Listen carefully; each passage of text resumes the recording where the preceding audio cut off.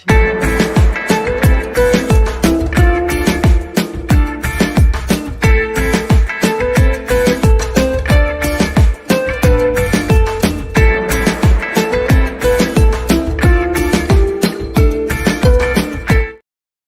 everyone, welcome to another episode of Sideline Banter brought to you by Women of Fantasy Football. I am Sam Holt, and of course I am joined by my co-host Derek Tate on this lovely St. Patrick's Day. Tate, how are you doing? Oh, the luck of the Irish. I've had a few Guinness. No, I haven't. No, you haven't. It's been a really ho-hum St. Patrick's Day for over in the Tate household. Yeah. Not much to talk about. In fact, one of the most interesting things that we've spoke about all day was the flaps versus drums wing debate, circuit that we had over our entire span of our friendship. I know. I mean, this is a tough call, but we do have some football news that decided to shake up everyone's Tuesday, so we can start the day off with that. But before we do, guys, if you haven't already, make sure you like, subscribe, and follow on all Women of Fantasy Football channels so that way you don't miss a single episode of Sideline Banter, but also all the amazing content that they love to bring you. And if you are live and joining us, throw a comment in the chat. Wish us a happy St. Patrick's Day. Hope you're doing well. If you have any questions, throw them at us. Tate, news right off the top. I think the big one I want to talk about, I do have something else before this, but we'll get to it. The big news to me is that the Dolphins have shipped out Jaylen Waddle. He has signed with the Denver Broncos. I think that I want to talk about the positive stuff that this does for the Denver offense second. First, I want to talk about Miami because, and my question to you is, could the Dolphins have made it more obvious that they're planning on tanking in 2026? What are you talking about? They've got Malik Washington. Hello, Washington. As their wide receiver one for Malik Willis, under center in his first year with the Miami Dolphins. Sam, I don't believe that they could have. They have a terrible poker face. Let's put it that way. Yeah. They showed their hand. They're like, oh no. Poor Devon Achane is left there by himself wondering, what the hell just happened? Mm-hmm. Well, I also feel really bad for Malik Willis because I feel like when he signed that deal, they probably said, this is the offense that we are excited for you to run. Great. The ink isn't even dry on that contract, and they remove his number one wide receiver.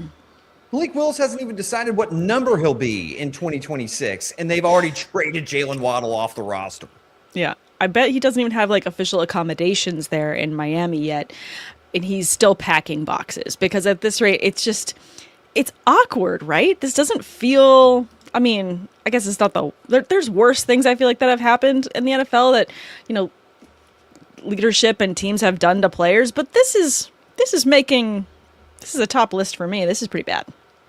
No, it's you. Of course, you kind of feel for him, right? Because you're just sitting there hoping, and you're kind of excited about. I was excited for him to get a true crack at the starting job. I mean, he paid his dues, and I thought he made the most of his opportunities there in Green Bay when Jordan Love got hurt over the last two seasons, and he's been very, very efficient when he's been under center and been called upon in Green Bay over the last two seasons. So he kind of earned like a redemption arc, right? Mm-hmm. At the quarterback position. And he signs with Green Bay or signed with Miami because the former DC at Green Bay, Jeff Hatley, is now the head coach of Miami, very familiar with him. Yeah. So you kind of feel you have some familiarity there. He believes in him.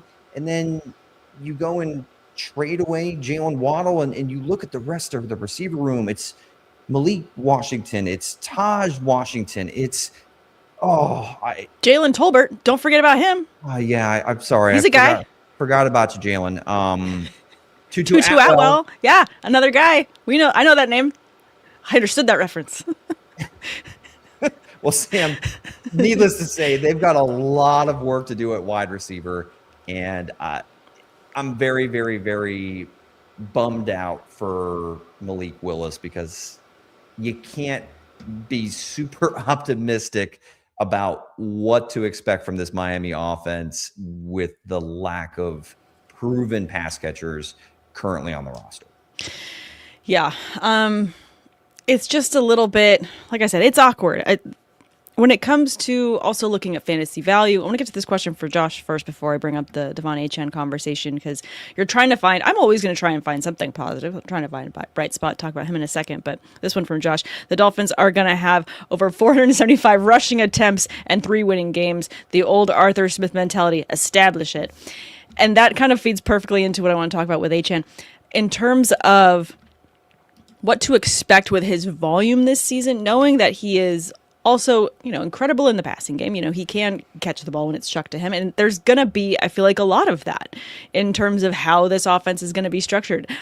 But my concern is he's had injuries before. How long can he sustain the bulk? And it is the bulk, it is the Titanic level workload. But when will that ship crash?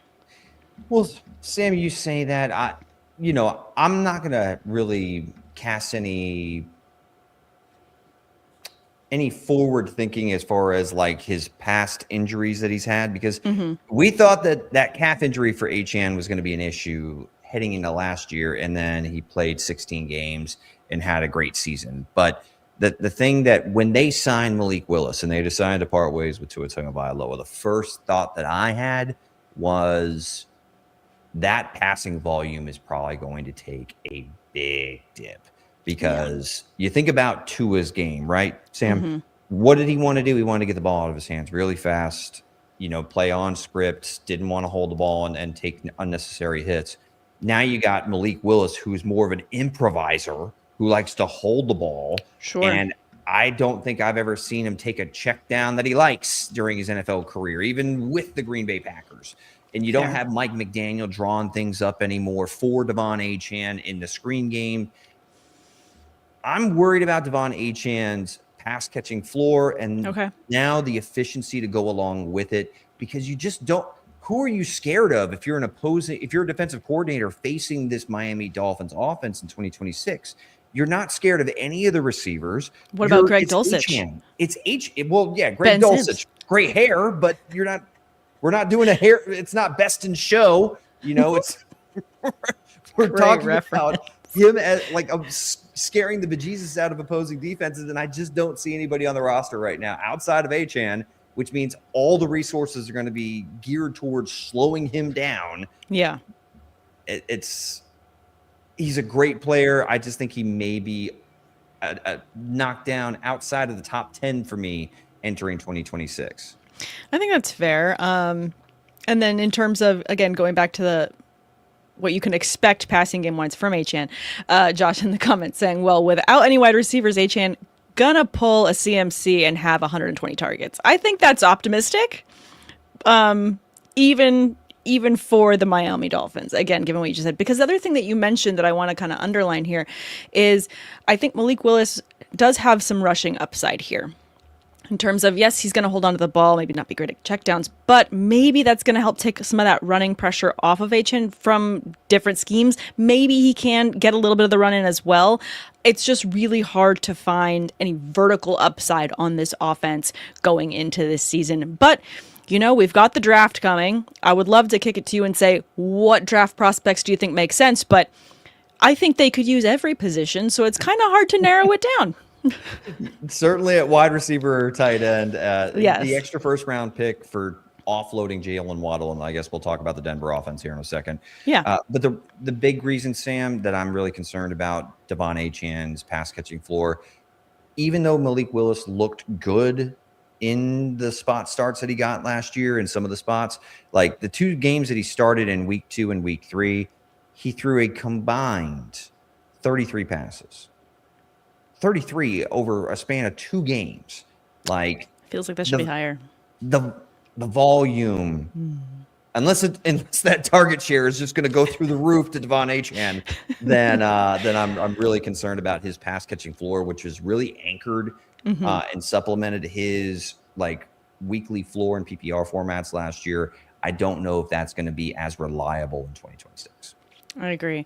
I just have so many concerns in terms of what this team is going to look like. But we have the other side of this trade to look at in terms of upside. You've got Jaylen Waddle now with the Denver Broncos. The Broncos, I think, have had lots of flashes across the receiver position in terms of a lot of upside. But now you've got an absolute ace with Jaylen Waddle on this team that's going to absolutely help out Bo Nix. I think for fantasy purposes, because it's too early and it's way more fun to speculate this early in the offseason how they're going to fall in drafts. But when you look at that wide receiver room and you now see Jaylen Waddle there, Courtland Sutton automatically takes a dip. You know, Troy Franklin had some really great sparks last year. I mean, everyone in that receiver room had a moment. Even Marvin Mims had like a tiny bit. He had a little salt added there. He was a little bit fun.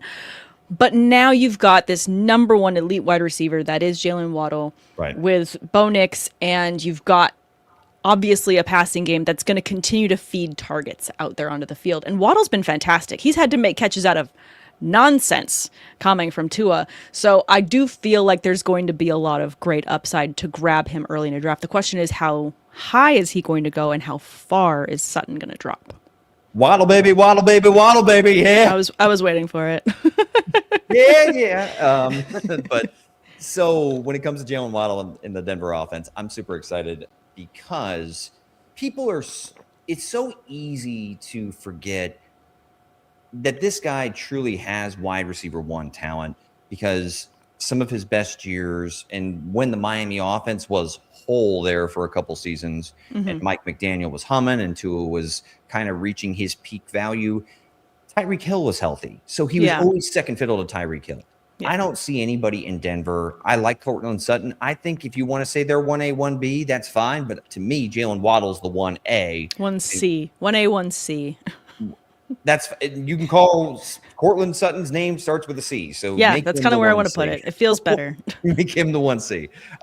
But Waddle is going to be able to open up this offense. And, you know, Sean Payton, clearly this organization went aggressively to go get a premier wide receiver. They have addressed the receiver position in the NFL draft the last 2 years, and it hasn't really brought a lot of gains. In fact, the last 3 years, Marvin Mims, then you had Troy Franklin, then you had Pat Bryant last year, and no one, they played role, Sam, and they all had their moments, but they all kind of like, no one really consistently emerged as the go-to guy. It was still kind of Sutton by default. Now I feel like Waddle steps in there. He is going to be the alpha target earner in there. I don't know if Sutton gets to 100 targets again, or maybe it just filters out your Marvin Mims, your Troy Franklins, your Pat Bryants, and it kind of just thrusts these two leading receivers into a true leading role.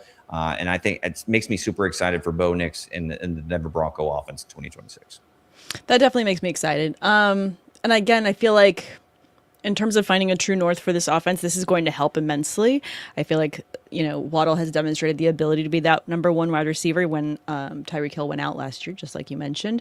I'm excited to see what this does. And I feel like in PPR formats, he's going to be someone that goes high in terms of draft capital. I wouldn't be shocked by that. I mean, depending on your league format, round 3, I don't think is too early. Round 2, I wouldn't be shocked by how deep the league is. If it's a 16-team league, why not?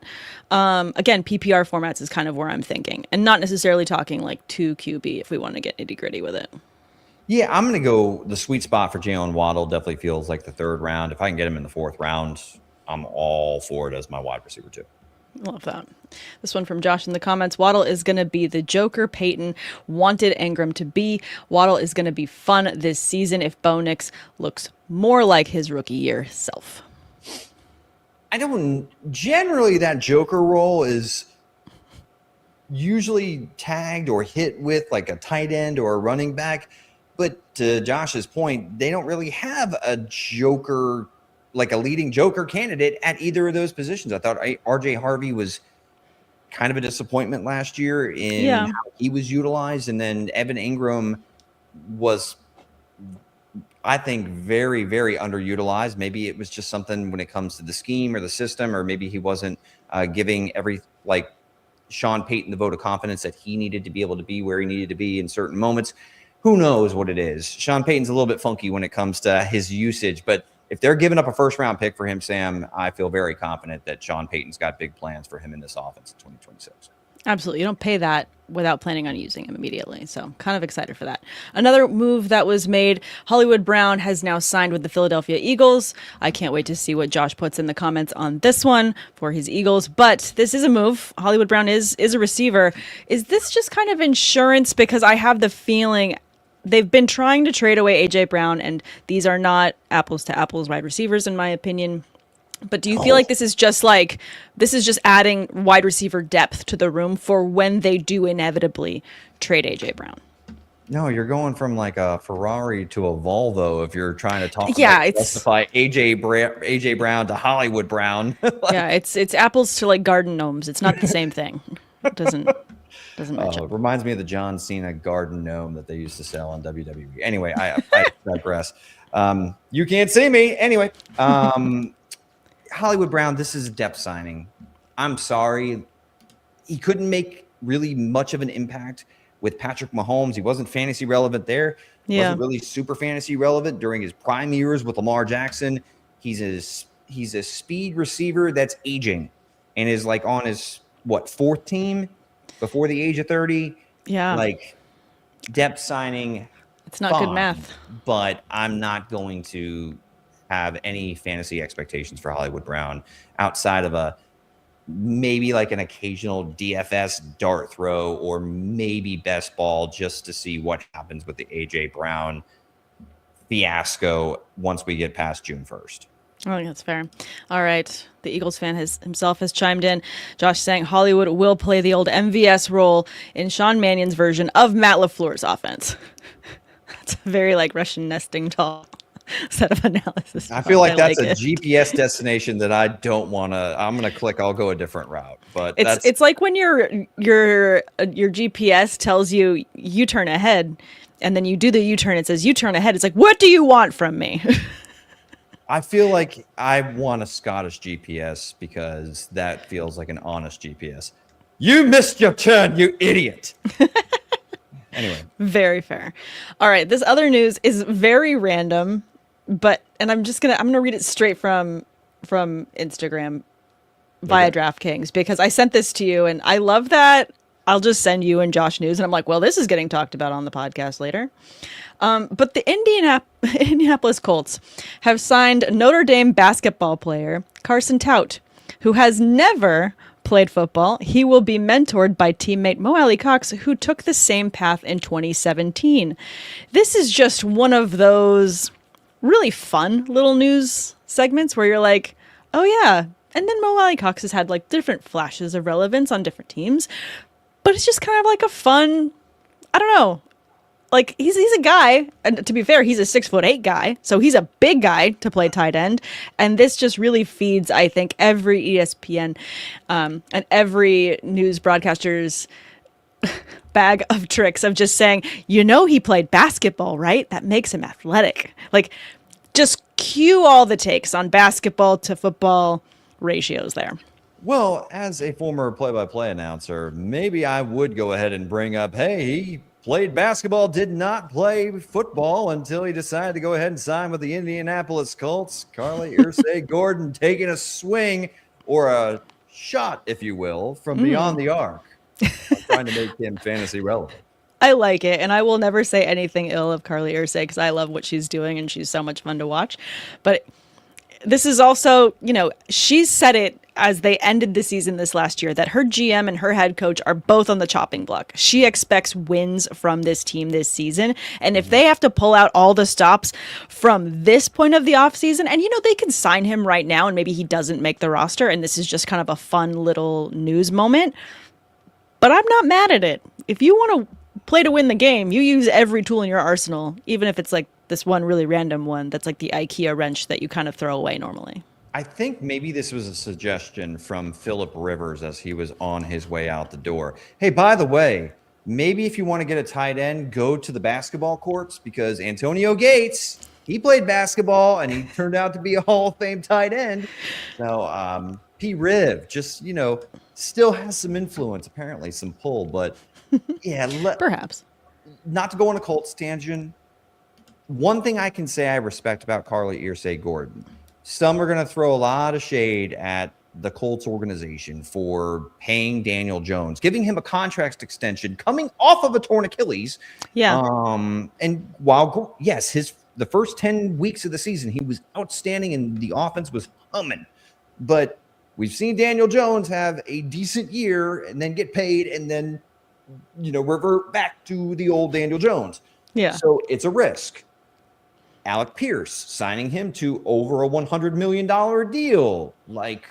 These are a lot of moves. Kind of a risk. Yeah. I mean, you traded 2 firsts last year for Sauce Gardner. But one thing I'll give her credit for is that this organization has not decided to stay in purgatory. Mm-hmm. They have said, hey, if we're going for it, we're going for it. Yeah. And we're gonna put our money where our mouth is. We're gonna give this coaching staff and this GM everything that they want to maximize this roster in 2026. So for that, I do tip my hat to the Colts. I hope it's not a gamble that blows up in their face.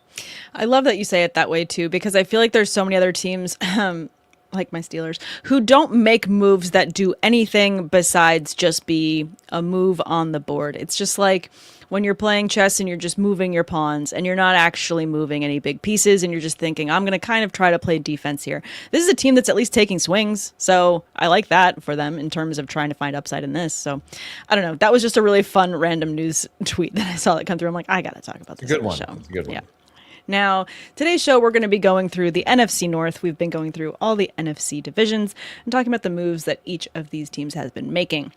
Before we do that, though, it is St. Patrick's Day. So, Tate, I have to ask, what is your St. Patrick's Day bevy of choice when you're normally, not behind a camera and a microphone? Guinness. I have to have a Guinness. Guinness is your move. On Can you split the G? No. No? No. No? No. It's not that hard. Thank you for telling me it's not that hard, Tate. It's not that hard. And if you fail the first time, you just get another one and try again. So, I don't understand. Way to go, loser. I'm going to make fun of you on the middle of the cast because you can't split a G. You're welcome. No, I'm doing ginger ale and Irish whiskey right now because I'm just trying to stay, in the festivities of it. And I also bring that up because Josh behind the curtain, I had an orange tea shot at work, so feeling pretty Irish tonight. I have so many questions as to what an orange tea shot is. Is that like a green tea shot? It sounds like it. I know, but Jameson is green tea, right? Right? Yeah. And peach something.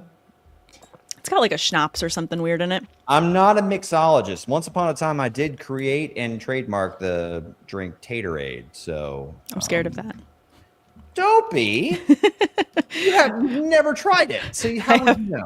I have not. Josh correcting me and saying it's a green tea, but made with Jameson orange. Ah, okay. Well, there you go. That sounds delicious.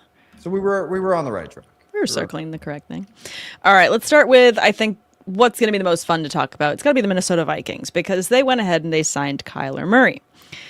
This is going to be, talking about teams taking a swing and trying to not make it look like they're tanking. This is an interesting experiment, I feel like, for Murray and JJ McCarthy. And I want to get what was your immediate reaction when you saw that go through? Because everyone knew that going into this offseason, Kyler Murray was going to be a name that was going to land somewhere. He wasn't going to remain an Arizona Cardinal. He was going to be on the move. So where did this land for you? Just immediate gut reaction when you heard this. It makes far too much sense. And you mentioned the JJ McCarthy experiment there in Minnesota. Mm-hmm. I feel as if this was the equivalent to when you buy a really big 100 set piece of fireworks that are all together, right? And has this massive fuse. And you light it. You're excited about JJ McCarthy. He's got all the physical tools. He's got this nickname and alter ego 9 or whatever. And then you light the fuse and almost in Wile E. Coyote fashion from Looney Tunes trying to track down Roadrunner. It just it gets to the end of the fuse and nothing happens, or it has one of the 100 goes off and it goes and it's done before it ever started. So when it comes to Kyler Murray, this just makes too much sense, Sam. It makes too much sense. This is a very talented football player that has never really gotten the most out of his immense physical tools with arm talent and his speed. Now, go ahead. You want to take shots at his height? Go ahead. I'm not going to do that. I'm not here for that. I mean, it's easy because you can see over him. Actually, I'm not going to make fun of him because I'm 5'10". So, I'm eye level with Kyler Murray. So, if you stuck me out on an NFL field and I was a quarterback, I guess I'd be hit with the same memes. So, I'm not going to throw shade at Kyler Murray about that. Okay. Fair. However, I will say for a number 1 overall pick that has only made it to the playoffs once during his NFL career, and he's had all these highlight, insane plays that you just go, wow. But he's never put it all together. Now you've got him with Kevin O'Connell, and someone else is footing the bill, Sam. Yeah, that helps. It does help. I mean, say what you will, but when another team is footing the bill, I wasn't so mad about the Russell Wilson experiment for the Steelers because we were barely paying him, and it was just Denver footing the bill. So to your point, I do feel like that helps in terms of experimenting. This guy's 28 years old, though. Russ was, no offense, I mean, ancient. Russ was cooked by that point. No, he was burnt. Burnt, but we'll go with that. But when it comes to Kyler Murray, he still has plenty of prime years left physically. Maybe he's not as fast as he was when he entered the league, but still, he is still a very good athlete, still has a great live arm. And I think that pairing him with a coach like Kevin O'Connell, and certainly the weapons of Justin Jefferson, Jordan Addison, and TJ Hawkinson. Sam, there's a lot to be excited about if you're a Minnesota Vikings fan, because that team still stumbled upon more than a handful of wins with JJ McCarthy in and out of the lineup, Carson Wentz, and Max Brosmer. So Kyler Murray is certainly an upgrade over that. And if you can give me that, there's real reason to have some optimism for fantasy purposes and for the Minnesota Vikings as a whole in 2026. That's fair. I also feel like this is a really interesting opportunity for Kevin O'Connell as a head coach. He has been kind of labeled this quarterback whisperer in terms of how he can get to that position and educate them and get them working in the assets that they already have and leaning into the skills that they have and kind of finding a new way to love the game. Obviously, Sam Darnold is a great example of that, though he was able to win a Super Bowl not with the Vikings. But that's the organization's poor decision, not necessarily Kevin O'Connell's. So I'm really excited to see what he can do with Kyler Murray. Because the other thing that I think of when I think of Kyler Murray, and tell me if this is kind of off for you, but I kind of think of a little bit of Baker Mayfield when I think of Kyler Murray in terms of before he went to the Rams, he kind of kept getting kicked around from different teams. And he even said himself, he kind of lost love of the game until that game with McVay, where he got to hear from a very offensive minded coach, a very brilliant coach that got him really in tune to his own skills and leaning into the things that he did really well. And he found a new love of the game and he found a happy home, in Tampa Bay. I kind of feel like Kyler needs this a lot to bring some love back to the game because we've seen a lot of apathetic Kyler Murray of late. And I feel like a change of scenery with a very offensive-minded coach that's excited to use his tool set is going to do really well for him. I really like the fact that you're honing in on the personal aspect of this because I think that is a outstanding point because that matters for veteran players, and particularly ones that had long tenures with the team that drafted him, and they tried to make it work, right? And Kyler Murray has been through a lot with the Arizona Cardinals.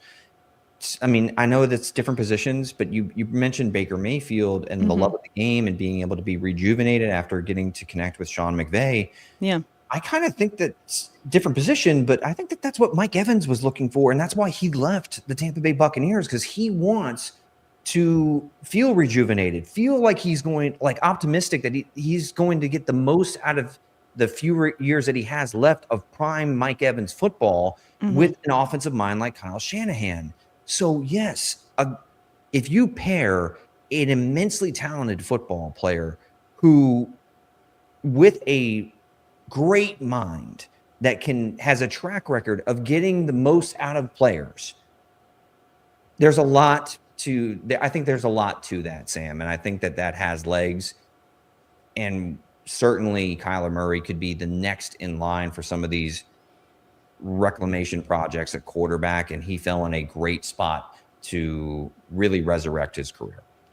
Yeah, I mean, that's what I'm kind of hoping for this is that level of resurrection for Kyler Murray, because you can't have someone that's that talented in the run game, and that's his ability to scramble. I love that I saw a clip this week, and the tagline is what got me, but I think it was Myles Garrett, and I'm going to butcher what the quote was, but they asked him what it was like to try and tackle Kyler Murray, and it sounded like not a compliment, but I think it ended up being a compliment.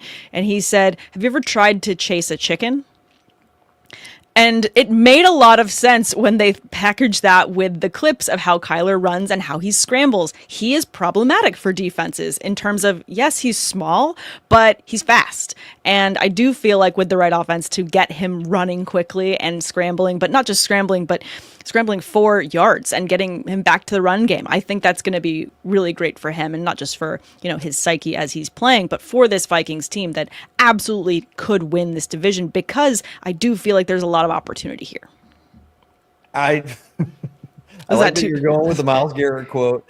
Myles Garrett said it. That means it's true. It reminded me of when one of my high school friends, when we were playing football, and they had to try to chase me down, once called me a squirrel. They're like, it's like trying to catch a squirrel out there. You won't stay still. So yeah, when Kyler Murray gets going, and he's on a much higher level than I ever was. So, yes, he's a problem when he's healthy. And now you give him actual legitimate weapons and a great offensive minded coach. Sam, when it comes to from a fantasy lens, real quick, just so we're kind of talking, because we almost saw JJ McCarthy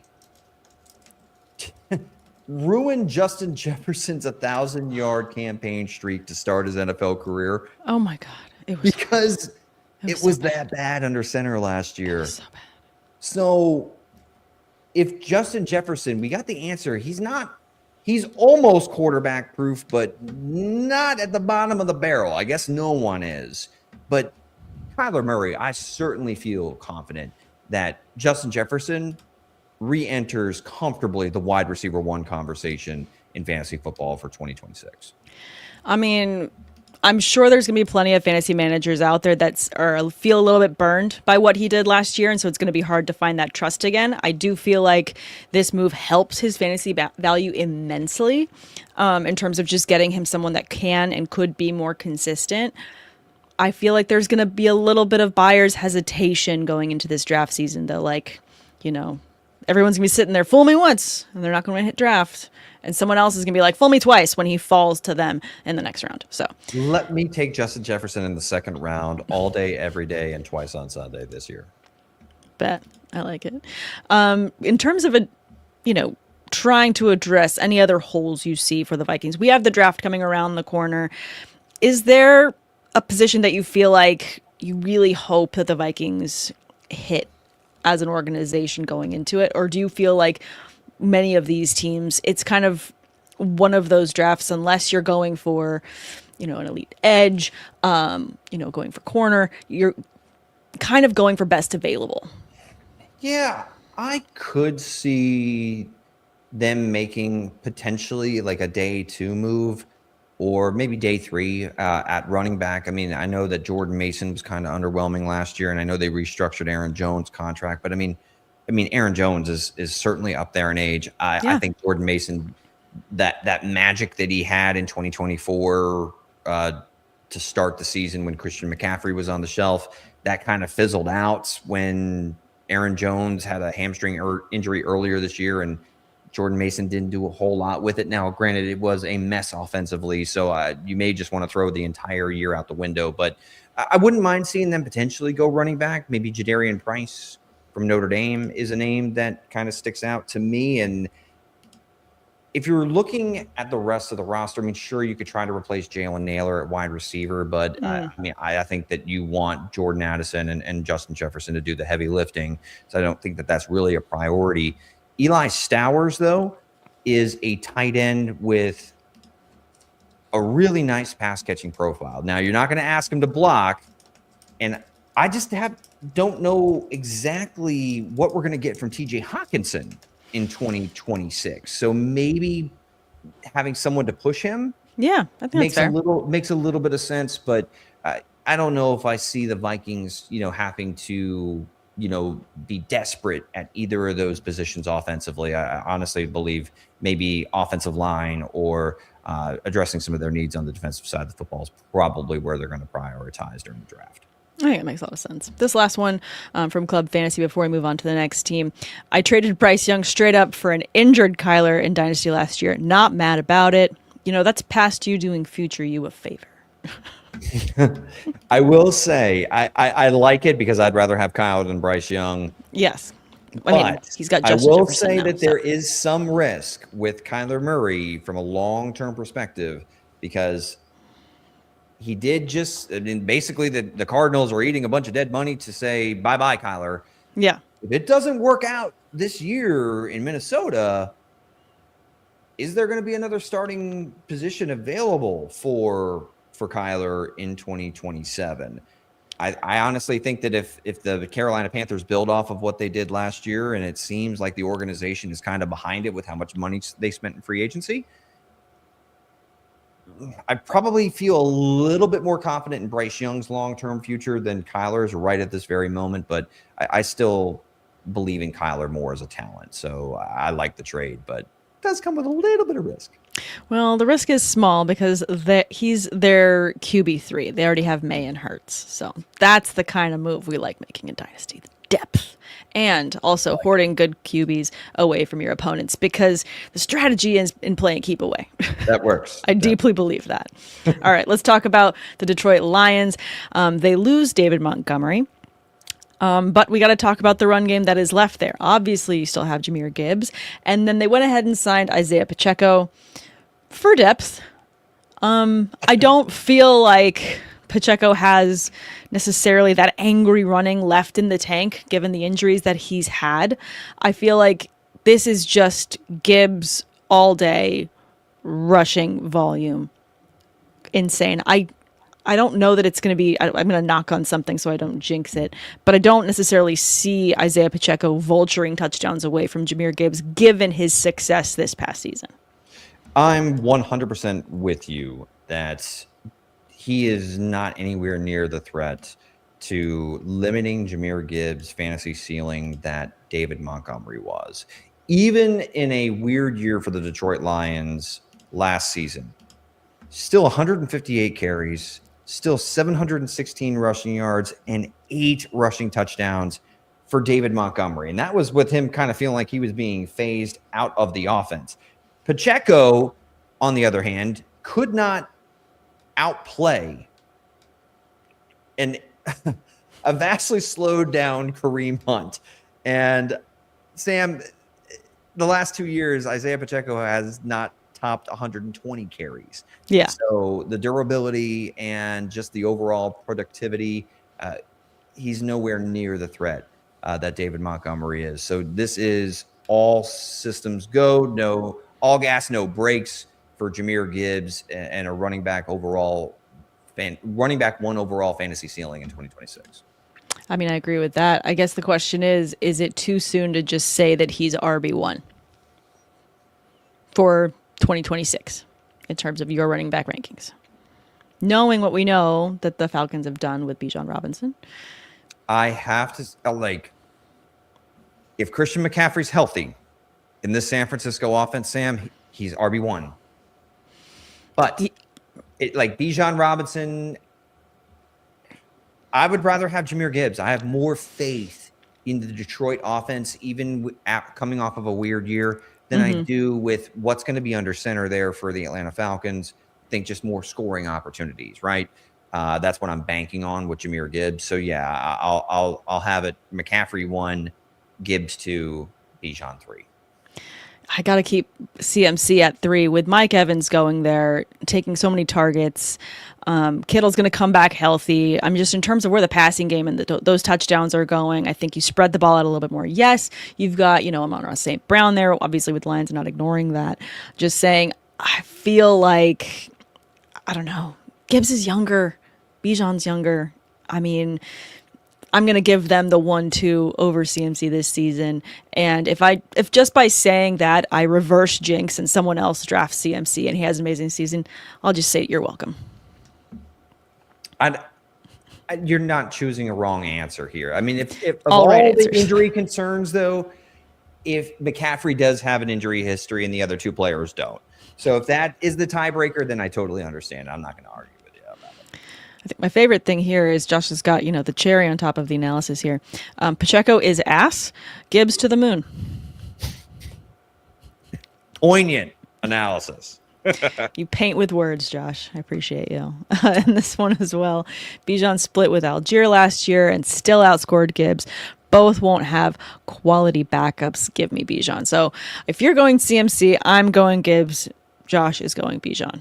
And again, they're 3 right answers. I mean, Josh and I might be more right than you, but I'm just saying they're all good answers. They are, and I will say this too about Bijan and Gibbs that is another feather in their cap, and I don't really have an answer for. Mm-hmm.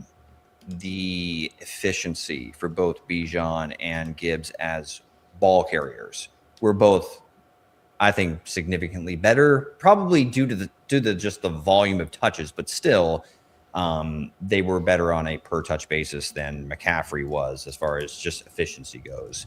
And for an older back, that's probably not going to get a whole lot better. So I understand where you're coming from with it. I get it. And I may have to change my tune, and you're probably going to talk me into, well, McCaffrey has an injury history. Yes, he does. And he did have like over 400 touches last year. Yes, he did. So Tate, the good news is it's March 17th. I have so much time to change your opinions. So much time. Time is a luxury that I have, and I can't wait to do that. Last thing before we move on to the next team, in terms of, again, looking at this draft and addressing some things, I definitely feel like the Lions need to make some solid moves, solid adds defensively, because this team struggled, I think, at injury across multiple positions last season. They have the first round, 17th pick overall. Is there any player, a first or second round, that you just think, man, I want to see this guy as a Detroit Lion? I don't think this player will be there. But Caleb Downs, the safety for Ohio State, if there's any way they could add him, he just feels like a Detroit Lion. Like, okay. I think he would fit that culture so well. I don't think it's going to happen because he's probably going to be gone by that point. But safeties do tend to fall a little bit farther in drafts. I mean, once upon a time, Kyle Hamilton fell outside the top 10. So anything's possible. Happen. Yeah. So that would be the one player that I would run to the podium faster than the Colts did last year with Tyler Warren. I like it. I think that's a fun one. All right, let's talk about the Green Bay Packers next in terms of how they're projected going into this next upcoming season. It feels like the Packers have lost a lot of parts going into this offseason. Obviously, they've lost Malik Willis as their backup. There's not a lot of retooling here that I'm seeing that's getting me necessarily very excited, except for I want to see what Micah Parsons can do with this defense when healthy. So, want to scrape that one off the ground, dust it off, and put it back on. Were there any moves that they did this offseason that you were like, this was solid? Because right now I'm just seeing nothing here that gets me excited necessarily as a fantasy manager. I would say that they've had a pretty lackluster offseason. Yeah, quiet offseason. I mean, they lost Quay Walker. They they traded Rashawn Gary. They also let Romeo Doubs walk. They did. So, and they lost Emmanuel Wilson, who I actually thought was by like the clear backup to Josh Jacobs. So, those are, some losses that do make you kind of go, Now, they're a very young team, and they generally do a very good job, building through the draft.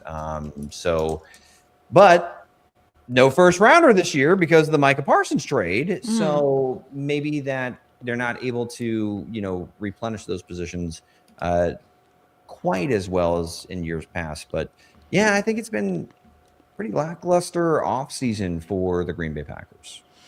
Yeah. I mean, again, kind of going back to what I said earlier with the hype and, wanting to find some excitement for the Vikings going into this season.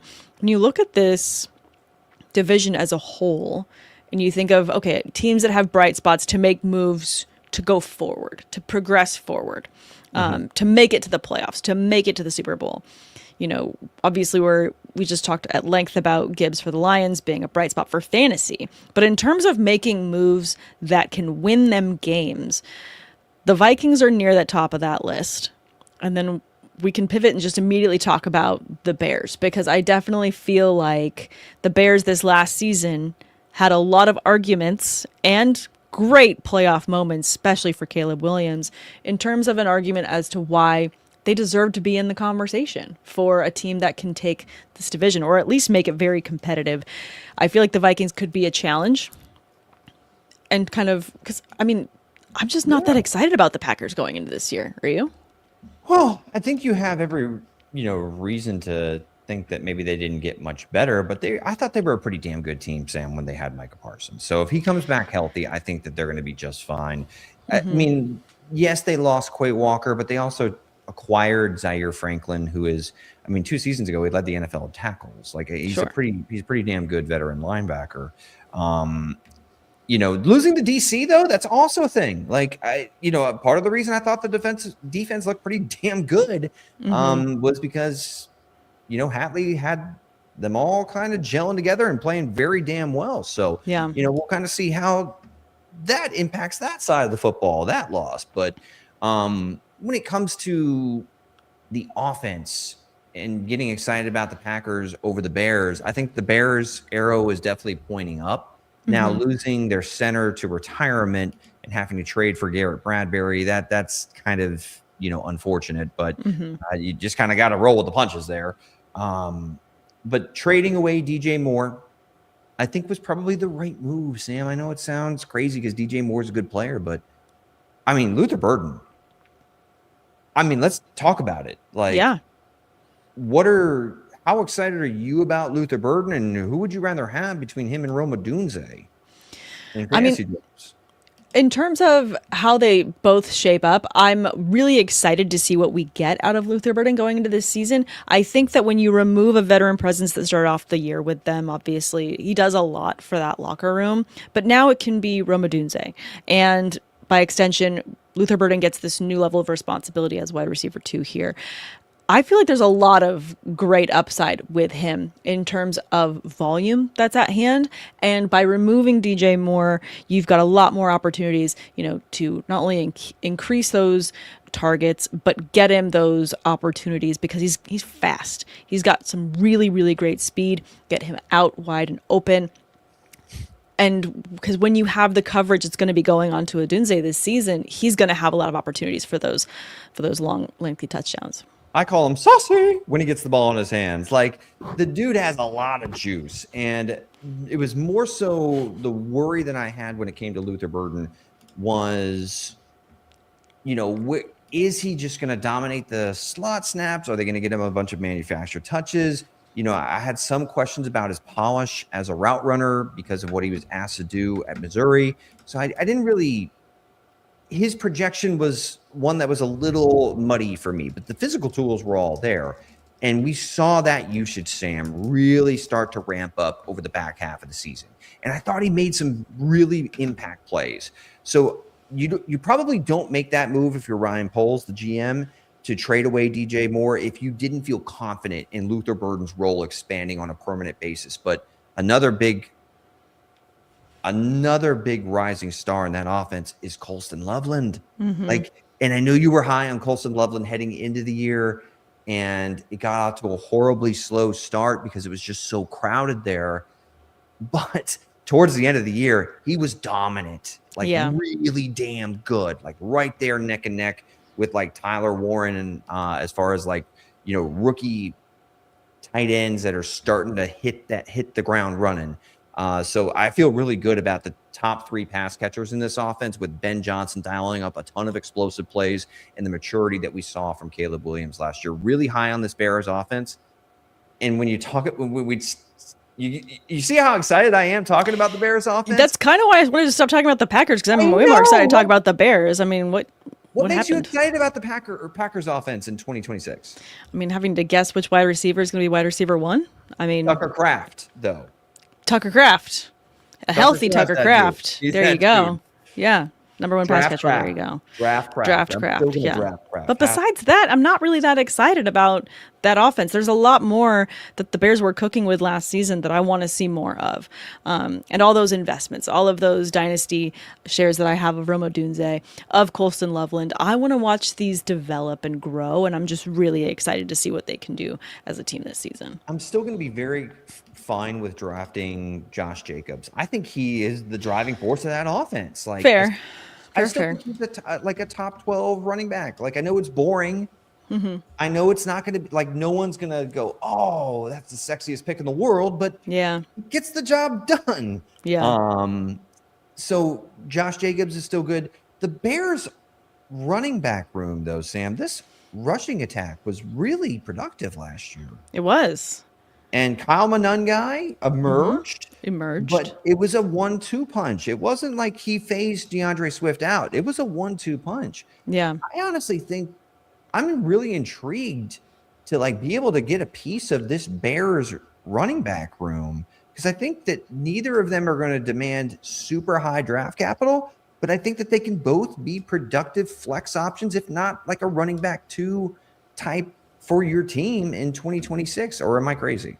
I don't think that's crazy. I mean, looking at the way that, just touchdowns, rushing touchdowns got split between them. Swift had 9 rushing touchdowns and Monangai had 5. I feel like this is just something that can kind of continue to develop in terms of having a balanced 1-2 punch, because I do feel like there's a lot of success to having a balanced run game between 2 running backs, rather than having, just a 1 RB that the workload kind of works through. I feel like with the way that Ben Johnson likes to scheme up offenses, he likes his options. And I do feel like the 2 of them as a pair work really well in his system. So I am really excited to see that. Got some comments here I want to throw up on the screen. This one from Knucklebuster. So glad I didn't trade Caleb after his rookie season in Dynasty, to be honest. Yes, I think solid hold right there.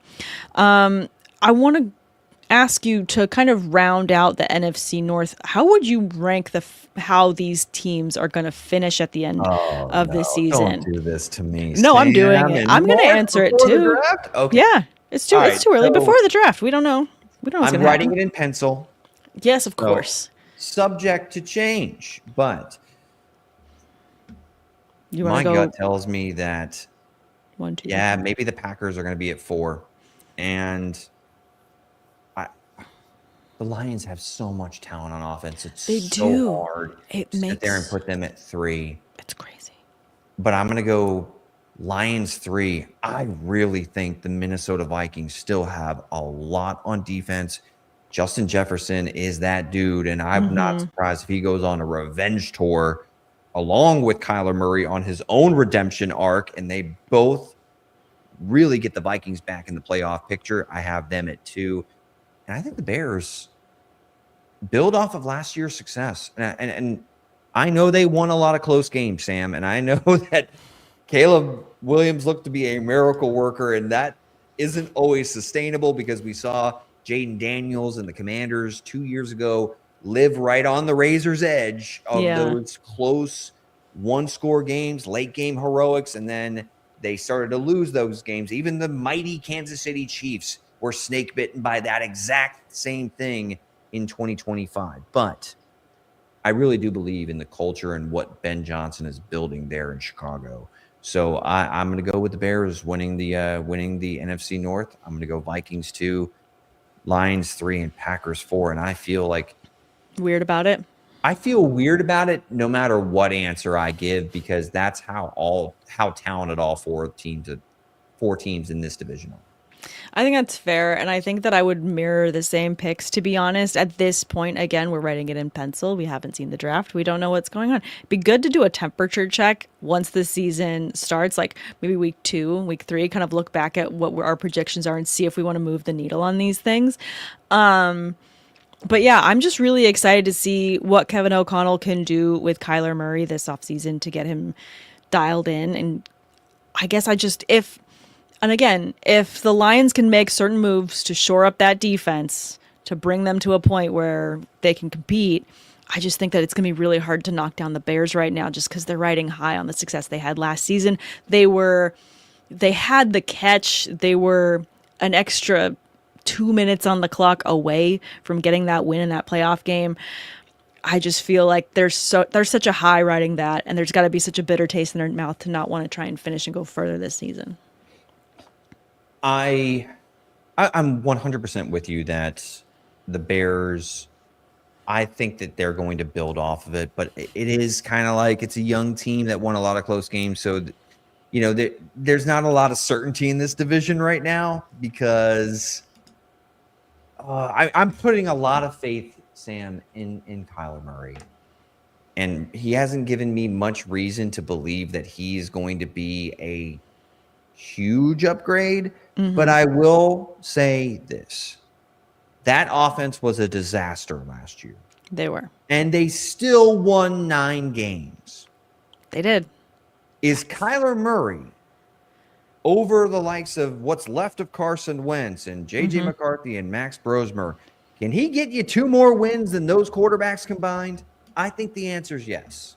I think so. I think it could happen. I don't know. I like to stay optimistic and think positive, but it's been really fun breaking down each of these teams by division. Next week, we are going to go with the AFC. We're going to be talking about, I want to go AFC East next week. We got some stuff to talk about with the Bills. Obviously, they've made some moves. They now have DJ Moore. The Dolphins are a fire sale, so we've kind of covered that today, but I feel like it's still going to be burning next week. So more to talk about there. Who knows who else they'll send away? Bring your marshmallows. Bring your marshmallows. More. Yeah, maybe they trade away Devon Achane to the Seahawks or something crazy. I don't know. But we'll see what happens there. The Patriots obviously are continuing their build, and the Jets are doing Jets things. So we'll have plenty of fun things to cover. Guys, make sure you like, subscribe, and follow everywhere you get your podcasts to Women of Fantasy Football so you don't miss a single episode of Sideline Banter. For myself, for Tate, have a wonderful St. Patrick's Day. Safe. Don't drive you don't need to. Love you guys, and we'll see you next week.